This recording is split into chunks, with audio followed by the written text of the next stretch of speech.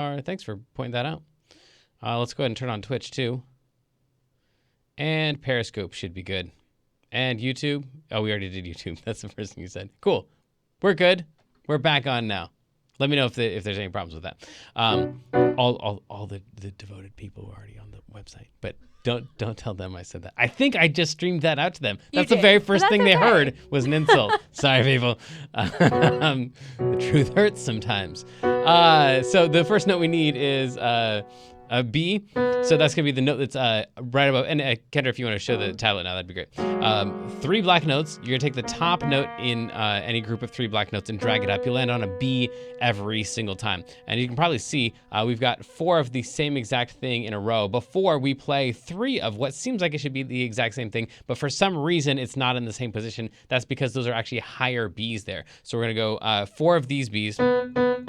And those words are I'm waking up. And then we're going to also play a B, but not that B.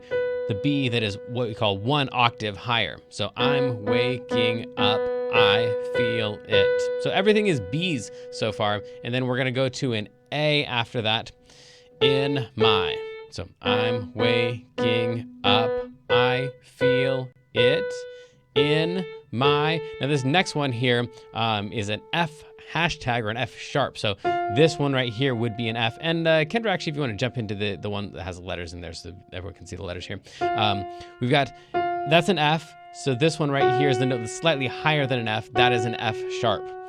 So we've got B, B, B, B, a higher B to A to F sharp. Now, normally, if you got a really weird note like an F sharp in there, they're going to put a sharp sign next to it like that. But in this case, they've already told you at the beginning that there are 3 notes that are going to be sharp. And if you are in Clopla Academy level, I think 2 or higher, whoa, that is plenty loud, then you already can read the lines and spaces on this stuff to know that this line right here is the line for F, and that this space right here is the space for C, and that this space right here is the space for G. So it's telling you that all the Fs and all the Cs and all the Gs are going to be sharp. Now, in most cases, that means that we're in the key of A. So we're just gonna say that. There are 3 sharps right here. 3 sharps equals the key of A, which means that the most important note is going to be an A. Okay, we're gonna throw all that out and just know that if you see any Fs or Cs or Gs in the song, they're all going to be sharp. So then we're back down to the B for enough, and then we're gonna jump up to A. There's a lot of jumping in this song, more than the vast majority of songs. Enough to make my. So we're on the end of line 1 there. And then system is gonna be a G sharp, and then another G sharp, and then down to E. And then back and forth between E and F sharp a whole bunch of times. Welcome to the new. And then that B that we were playing before is age. And then to the new age. So a mini version of that other line here that we had. Welcome to the new age. And then just a really short one. To the new age. And then the long one again. Welcome to the new age. And then this last one is going to be 3 Bs. By the way, if you have been reading sheet music much, you will recognize this line right here as the middle C line. Usually if you have a note on that line, that's a middle C. In this case, it's the note right below middle C. That's why the B is below that line. So if you see that line, you're like, wait, shouldn't that be a C? It would only be a C if it was actually on that line. If it's below, of course, it's below. So this is a C, this is a B. Cool. To the new age is that part. And then this next thing is going to show up a whole lot. Oh. That's F sharp, E, D, E, B. And I think you can see when I was playing it, it just kind of, you just put your hand in that position and try to move your hand as little as possible. So you could do it all with 1 finger or with a couple fingers, but probably the best way is going to be just to train usually your ring finger is the least cooperative finger, and your pinky is the weakest finger. So those 2 are just terribly disobedient. The pinky, because it can't do it, it wants to, but it's really weak. And then the ring finger just never obeys ever. So better to just train them, and then you are able to play that phrase and a million other phrases that are also going to be convenient to have your pinky and your ring finger in for. And then radioactive is going to be A, G sharp until you do the exact same thing, but starting on G sharp, radioactive. And then you just do all that same stuff again. I'm radioactive, radioactive. So let's try that all together here. And I'm just going to play it really slowly with you.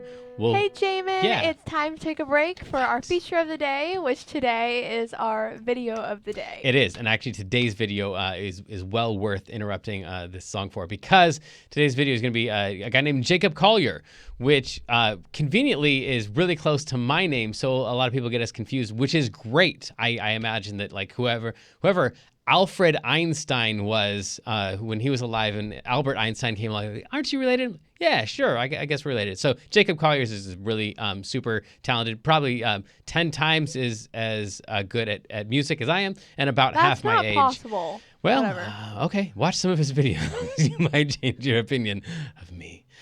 So then we've got Jacob Collier. He's going to be explaining something called microtones. And this is more common in Eastern music, but he's going to be talking about how, like, it seems like on piano, we play that note, and we say the next note up is this thing. And a lot of you have asked, like, isn't there something in between, like that and that? Couldn't you go, like, kind of a little bit in between? I've never thought about that before. Okay. What? So these are half steps. Yeah. But there's also such a thing as a quarter step. What? Or a third step. Or, no way. And so what he's going to talk about is a song where let's say you want to go from a D to a C, but you've got like your lyrics. Let's say you've got 3 lyrics. Well, you'd have start there, and you put your first lyric there, and then you put your second lyric there, but then you don't want to, that's where you want to end up. So what do you do if you want to go down each time, but you've got more lyrics than you have notes? Then you'd have to split up the distance between here and here instead of in half, like this is halfway between here and here. You'd have to split it into thirds. So that's what he's going to be explaining here, because he did that in one of his songs. The interview is by a guy who all he does is transcribe Jacob Collier's music. Like that's his job in life, I guess, is these 2 young kids, one of them transcribing the other stuff, and they're both just ridiculously talented. So he's interviewing him and saying, hey, that one song that you did, it was really irritating how you didn't use actual notes because you split it in weird ways. What's that all about, and how am I supposed to write that? And here's Jacob Collier's answer. Microtonal voice leading in an interview with the New York Times. Yeah. What in the world is that? Well, the basic idea is that, as I was saying before, the human ear just hears things moving, and then things arriving. So whether I go, actually, there's a good example I can give. So you know Rudolph the Red-Nosed Reindeer. Right.